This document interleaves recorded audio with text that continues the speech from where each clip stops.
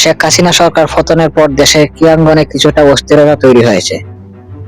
বিশেষ করে Bangladesh cricket board BCB ও Bangladesh football federation Bafufe নিয়ে আলোচনা হচ্ছে।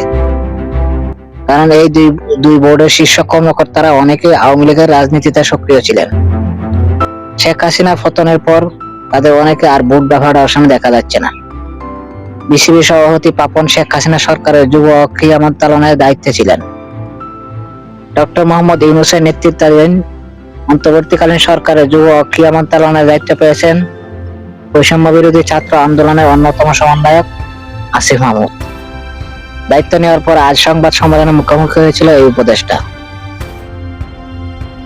সেখানে বিসিবির প্রধান পাপন এবং বাফুফে প্রধান কাজী সালাউদ্দিনকে নিয়ে প্রশ্ন করা হয় আসিফ মাহমুদকে। জবাবে এই উপদেষ্টা বলেন, নেতৃত্বের ব্যক্তি নিয়ে কথা বলা উচিত নয়।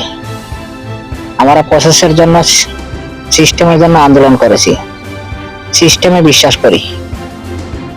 আমরা সিস্টেমের সংস্কার করব, একটা সিস্টেম প্রতিষ্ঠা করব যেখানে যিনি নেতৃত্বে আসবেন প্রতিষ্ঠান হিসাবে ক্রীড়া ক্ষেত্রে বিশ্বের বুকে মাথা উঁচু করে দাঁড়াতে পারবে।